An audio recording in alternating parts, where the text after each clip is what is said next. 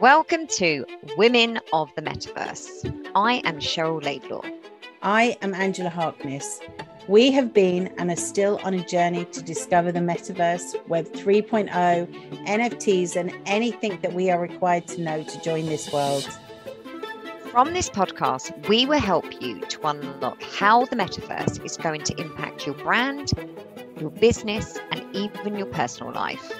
Join us as we take the mystery out of this new digital universe. Welcome to Women of the Metaverse. In this episode, we are talking about how will Web3 change web design. As a web designer, this is such an important episode, not only for me, but for you too as a business owner and leader. I recently built a website in 30 seconds using an AI software called Durable. So if you thought website in a day was impressive, try a website in 30 seconds. This was scary, wasn't it, Angela? Because I sent it to you straight away and said, I think my life is over. Yes. So then you have to sit back and think about how this is going to help you too, right? Absolutely. Now, I did panic when I saw it, but then relaxed when I saw the results. The website you produced was well structured, but the design was a bit basic. So if you're starting out in business, this tool is perfect to get you up and running. I would say that it's going to replace web builders such as Wix and Squarespace, and for now, bespoke websites will remain a luxury, but who knows how advanced this feature will get. I will definitely be keeping an eye on this.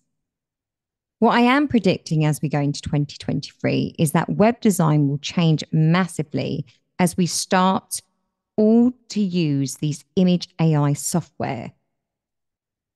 Now, we've all seen them, these amazing profile images all over our social media made from AI, but it's time we go even further. Angela, you've been having a play with AI lately. What do you make of it? And how do you see it being used for websites? This is interesting because we actually had a bit of a chat backwards and forwards, so like text conversation, because we had both been playing with Midjourney, which is an image tool creation. And some of the images it creates they're just incredible. And they've got real depth to them. And we were having a conversation about redoing my website, saying that we could maybe try to do it in AI because you need somebody that's skilled like Cheryl, who understands brand and websites and what works and what doesn't. What this AI tool I think could give you or do to my website is add real, I don't know how else to say it other than depth. The images. Yeah, I was just about to say that. Yeah, the images just seem to have this kind of depth to them that's quite incredible. And I was just imagining what my website could look like using this kind of imagery. I think you could make it look quite incredible. I think you have to be bold, but I think it could really look quite incredible. So, it's like real world, isn't it? The colors are so vibrant that you like struggle to get on, say, a WordPress or anything else. It's just quite. You just can't get that from Shutterstock or iStock. No.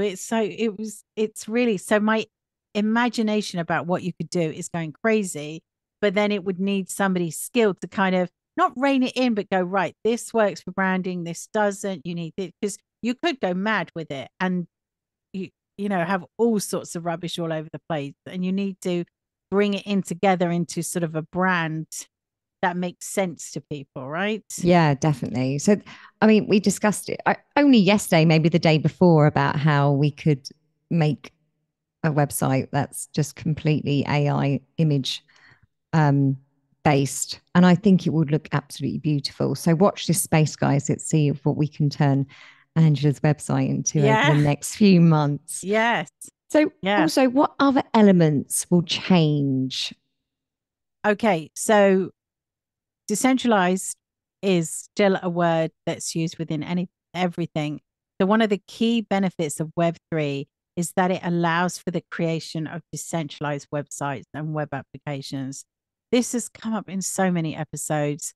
The advantages are that you or your designer are not controlled by any single entity.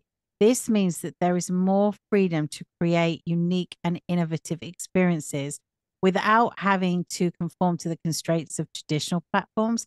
Platforms such as WordPress were revolutionary when they were released, but you were only able to develop your websites as fast as the platform developed. And Web3 and decentralization removes so many boundaries when talking about design. Another one, again, I think we must mention this in every single episode, tokenization. We are so excited about tokenization for small businesses, and those that leverage Web3 technology will allow for tokenization, which means that some assets on your website can be tokenized. Ownership can be tracked, and among other features, will give designers the ability to create new types of interaction experiences that weren't possible before. And the advantage for you is it will open up a whole world of created options to bring income into your business and help to build a loyal community.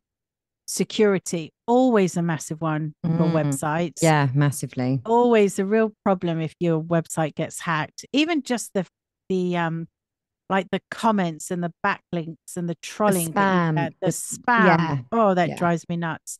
Web3 is more secure than traditional web because of the underlying technology blockchain.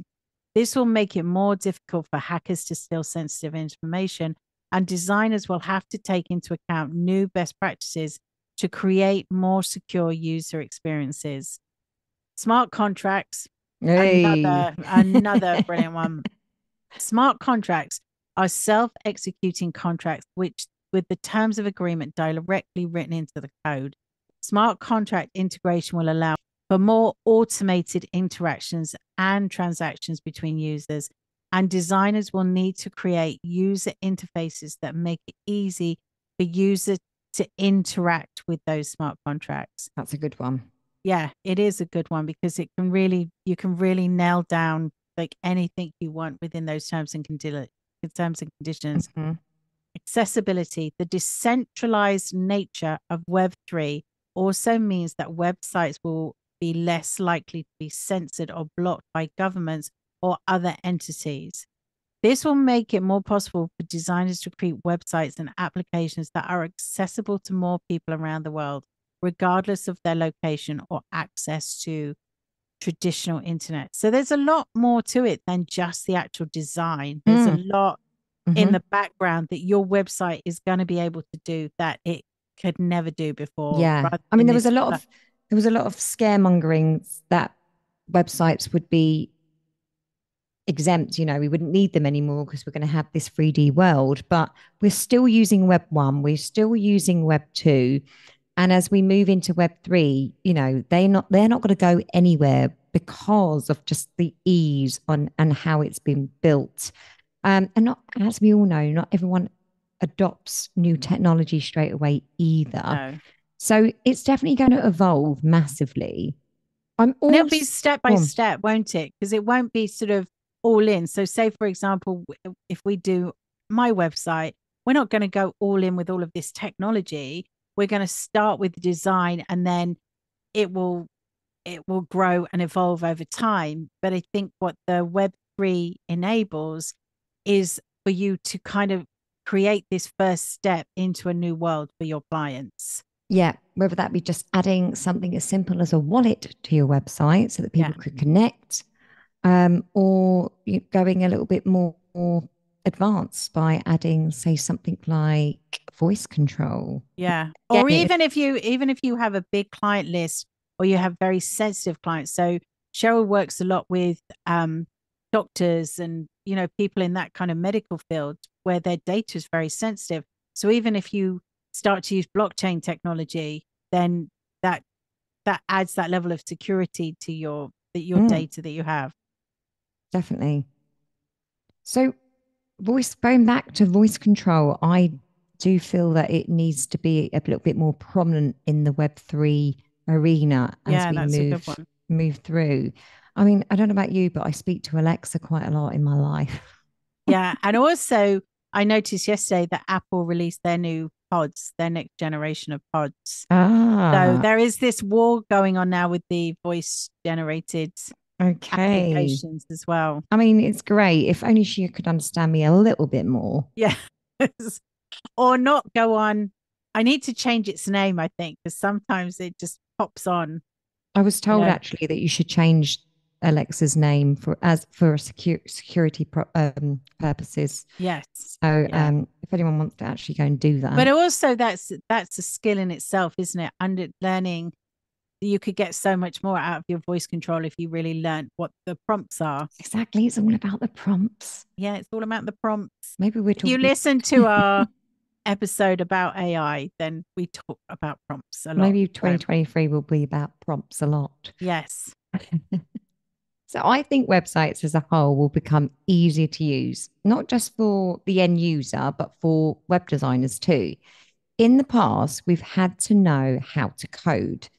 But as we move into this new AI world, creating tech will become a lot easier and quicker. This also means that companies will need to change their business models to accommodate these changes. Businesses and organizations will need to update their websites to be consumer friendly and fair to everyone using them. It's important to note that Web3 is still relatively new and rapidly developing technology, and its impact on web design is likely to evolve over time. However, it is clear that Web3 has the potential to bring significant change to the way websites are designed and experienced. We hope you have enjoyed this episode. Join us next week as we continue our journey into the metaverse. Bye for now. Bye. Thank you for listening to this episode of Women of the Metaverse. You can find all information, links, and people we talked about in the show notes on our website. If you have enjoyed this podcast, please comment and subscribe. Join us again in the next episode as we continue this exciting metaverse journey.